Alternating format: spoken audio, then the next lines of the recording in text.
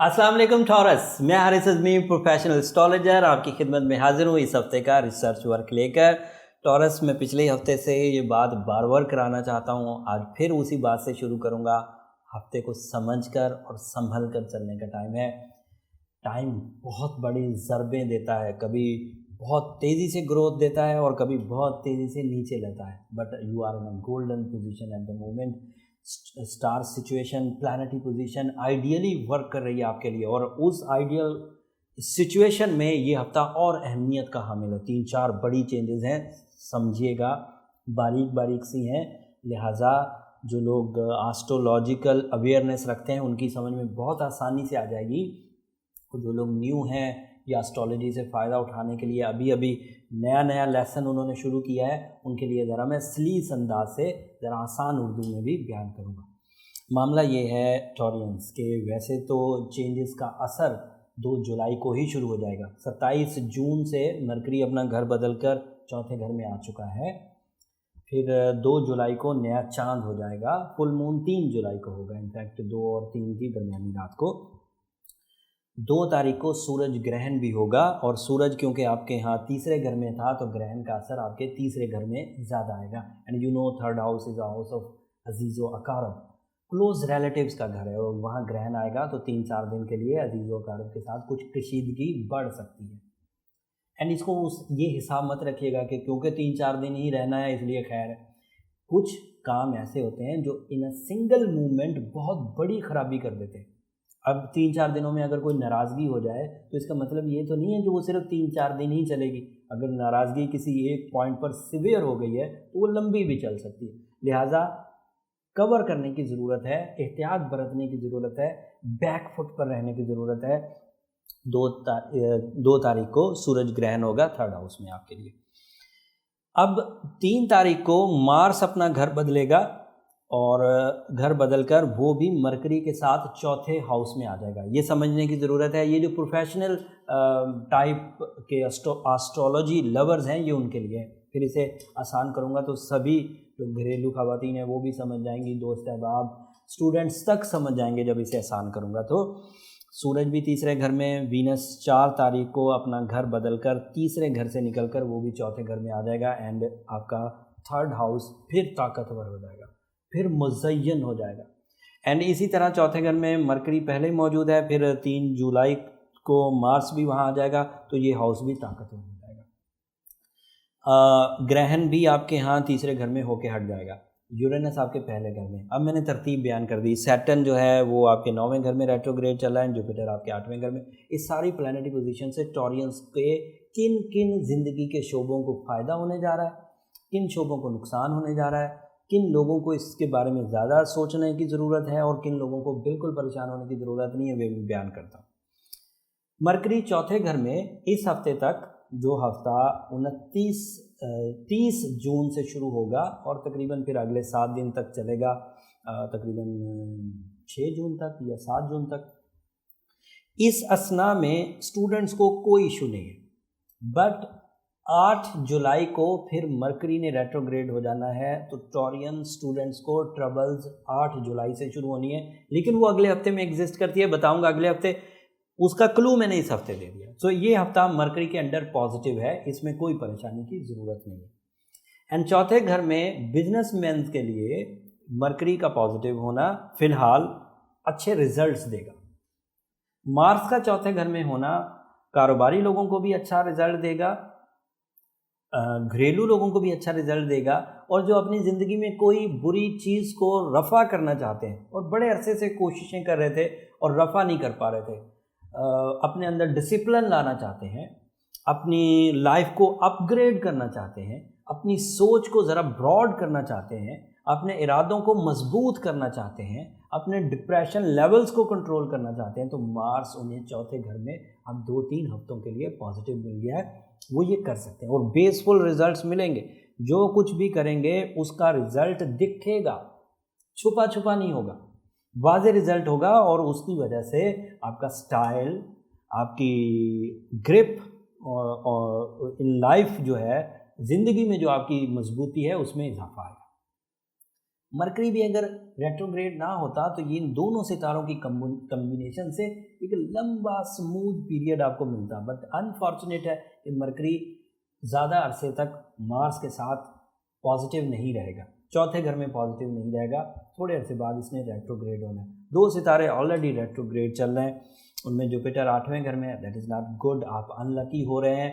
जबकि ये अब काफ़ी लंबा अरसा गुजर गया है, अब थोड़े अरसे बाद ये चीज़ें सेटल डाउन ही हो जाएंगी, और उस सेटल डाउन होने की वजह से जो अखराजात पर आप काबू नहीं पा रहे, काबू पा नहीं सक रहे, और जो रिलेशनशिप में थोड़ी बहुत हिजान पैदा हो रहा है, जो फैमिली पर अखराजात बहुत बढ़ गए हैं, जो फैमिली की जिम्मेदारियां टॉरियंस सही अंदाज से पूरी नहीं कर पा रहे, ये रेट्रोग्रेशन ऑफ जुपिटर की वजह से, जो आपके मुआहदे बहुत क्लोज होकर डन नहीं हो पा रहे, जो सौदे फुलफिल होते हुए बिल्कुल क्लोज, प्रॉफिट के बिल्कुल क्लोज होते हुए अनलकीली वो हट जाते हैं, वो यही जुपिटर की रेट्रोग्रेशन की वजह से।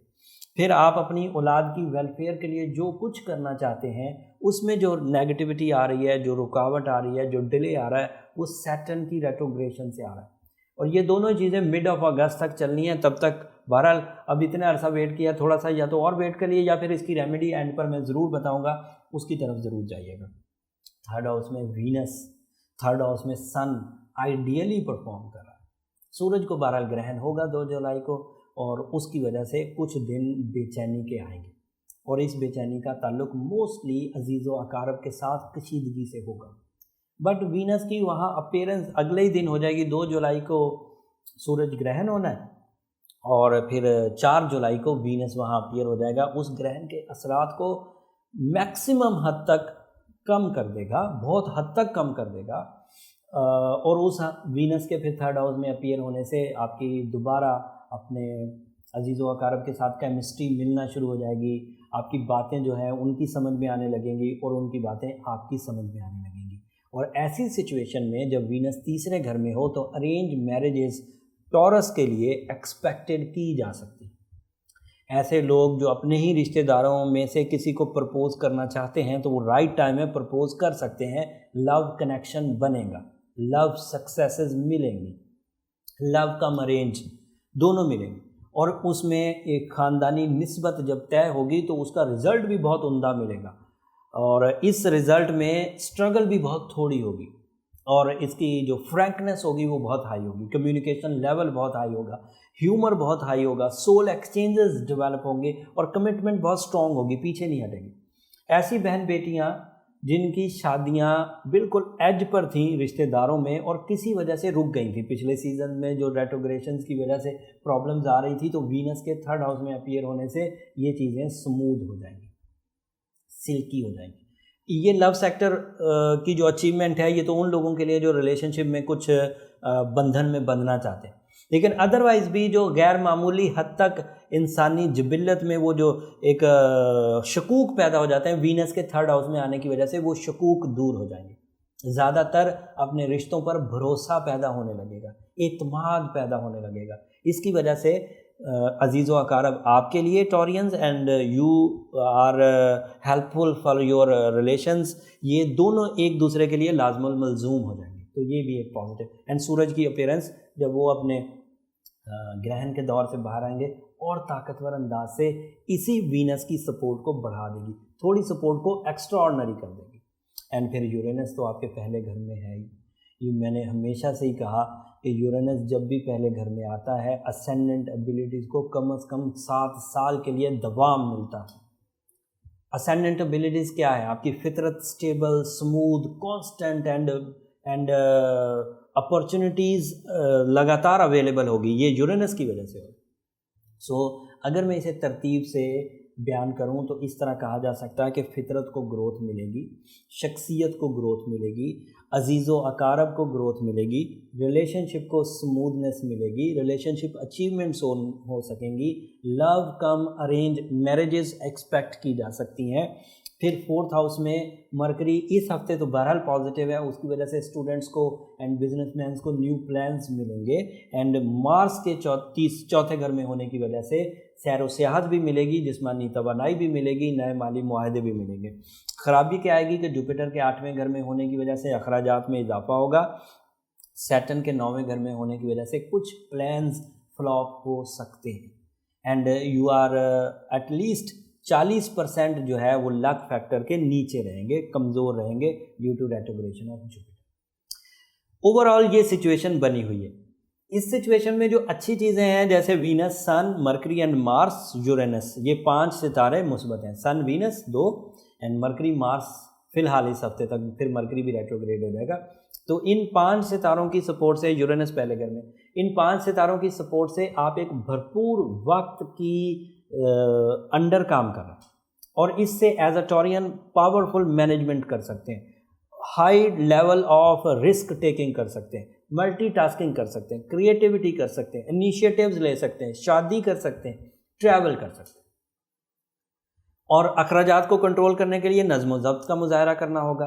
प्लान्स को फ्लॉप होने से बचाने के लिए क्रॉस चेक करना होगा। ये 2 चीज़ें आपको मोहतात अंदाज से करना होगी। जहाँ पर आप खुद ही कर जाएं चीज़ें, वहाँ किसी रेमेडी की ज़रूरत नहीं। अगर आपके अंदर फोर्स है, अगर आपके अंदर इरादे हैं, अगर आपकी सोल मजबूत है, आप स्ट्रॉन्ग हेडेड पर्सनैलिटी हैं, तो देन फाइन, फिर किसी रेमेडी की ज़रूरत नहीं। बट अगर आपको लगता है कि मैं अपने तमाम घोड़े दौड़ा चुका हूँ, इंतहाई मेहनत कर चुका हूँ, पूरे रिसोर्सेज लगा चुका हूँ, पूरा टाइम दे चुका हूँ, पूरी प्लानिंग कर चुका हूँ और उसके बावजूद कामयाब नहीं हो रहा, तो फिर आपको एक आर्टिफिशियल फ्यूल की ज़रूरत है, एक मसनूई ताउन की ज़रूरत है। और मसनूई ताउन टॉरियंस को 2 तरीक़ों से बहुत आइडियली मिल सकता है। एक है साइंटिफिक तरीका, और साइंटिफिक तरीके में ये जो जिमोलॉजी प्रिस्क्रिप्शंस हैं, ये जो हम जो स्टोन आपको प्रिस्क्राइब करते हैं, this is a complete art of healing. ये जैमोलॉजिक्स कहलाता है, जैम लॉजिक्स यानी कि पत्थरों के कवानीन। और उस एतबार से आपके लिए एमरल्ड या Ruby, emerald is your birth stone but Ruby is the replacement. You know emerald काफ़ी महंगा पत्थर है, जो लोग अफोर्ड नहीं कर सकते। इक्वली रेडिएशन प्रोड्यूस करता है रूबी, लेकिन यू नो अगर इक्वली प्रोड्यूस करता है तो हम रूबी की तरफ जा सकते हैं फॉर टाइम बीइंग। बट अगर एमरल्ड वेयर कर सकें या एमरल्ड बाय कर सकें तो वो ज़्यादा अच्छा है। वो फाइन क्वालिटी एमरल्ड यूज़ करना बहुत अच्छा है। स्वाद का एमरल्ड बहुत अच्छा आता है, जैम्बिया से बहुत अच्छा आता है, साउथ अफ्रीका से भी अच्छे एमरल्ड आते हैं, मेडागास्कर से भी अच्छे एमरल्ड्स आते हैं, ब्राज़ीलियन एमरल्ड्स भी अच्छे, बट यू नो ये these are the costly one. बट अगर रूबी की तरफ जाएँ तो अपना कश्मीर का रूबी है, साउथ अफ्रीकन रूबी है, काबुली रूबी है, ये सब आपके लिए बेनिफिशियरी हो सकते हैं। इससे हमें इतनी केमिकल सपोर्ट मिल जाएगी, इससे हमें इतनी रेडिएशंस मिल जाएंगी कि वो जो नेगेटिविटी ऑफ जुपिटर है जो फ़िलहाल चल रही है, जो नेगेटिविटी ऑफ सैटर्न है जो फ़िलहाल चल रही है, वो भी बैलेंस हो जाएगी। और जो 8 जुलाई से मरकरी रेट्रोग्रेड होने लगा है वो भी बैलेंस हो जाएगा। साथ में सूरह वाक़िया ज़रूर पढ़ें, सूरह शम्स का तसलसल अभी भी कंटिन्यू करें। वो जो 7 दफ़ा पढ़ रहे हैं, जो लोग उसे कंटिन्यू कर रहे हैं उसे करें, लेकिन उसके साथ सूरह वाक़िया भी कंसिडर करें।